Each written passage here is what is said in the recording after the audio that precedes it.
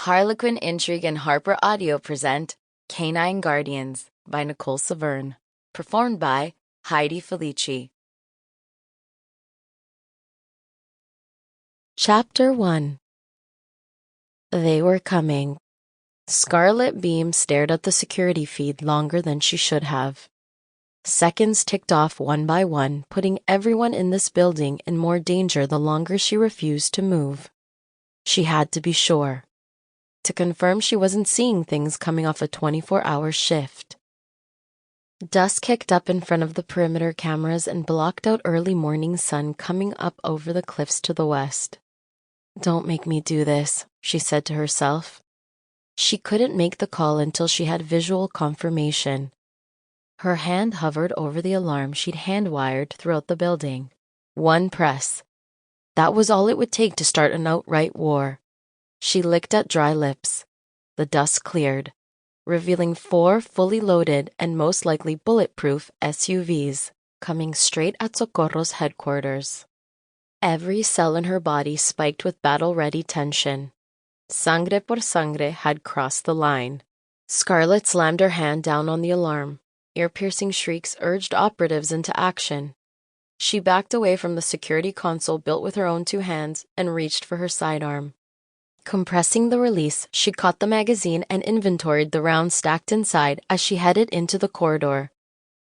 Low shouts echoed off black walls, tile, artwork, and ceilings and drove her toward the armory.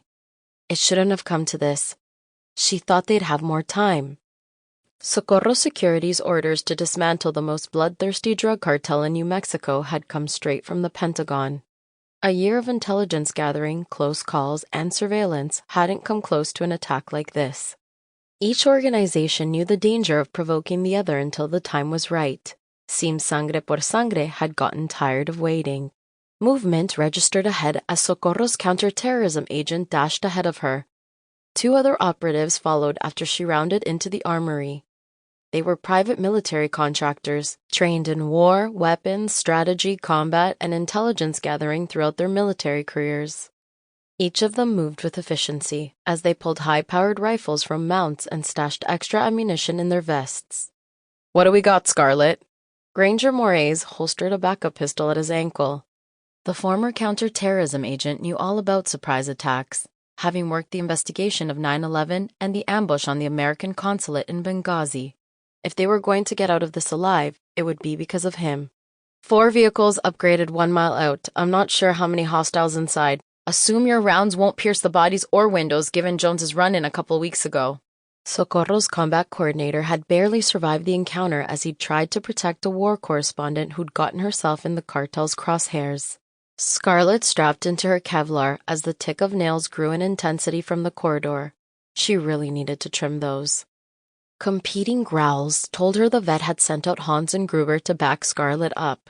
The Dobermans charged into the armory, most likely having sniffed out her scent, and circled in tight rotations around her legs. The K-9s had come from the same litter, brother and sister, and had learned to stick to Scarlet's every order since she signed on with the company. There wasn't anyone else she'd want at her side once they headed out into this mess. "Damn it, they're getting ballsy, I'll give them that." Granger sheathed an oversized blade into the holster along his thigh. No matter the situation, he'd be prepared. That was what made him one of the best. What made them all the best. "All right. Cash, you and Jocelyn take the high ground. I want as many targets in your scopes as you can manage in case this goes sideways. Scarlet, you're with me in the welcome party. Bring the twins. They look like they haven't bit anyone in a while." Cash Myers, the operative charged with predicting the cartel's moves before Sangre por Sangre made them, dragged 2 heavy-duty cases from the steel shelf at the back of the room and handed one off to his equally experienced partner, Jocelyn Carville.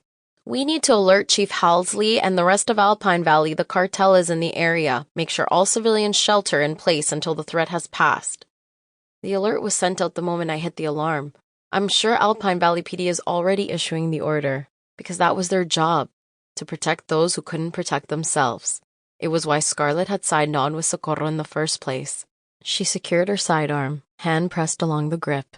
It'd been a long time since she'd had to unholster her weapon, and that same dread that accompanied the last time infiltrated her focus. "Good, then let's move." Granger took the lead, with Cash and Jocelyn splitting off with their Sample complete. Ready to continue?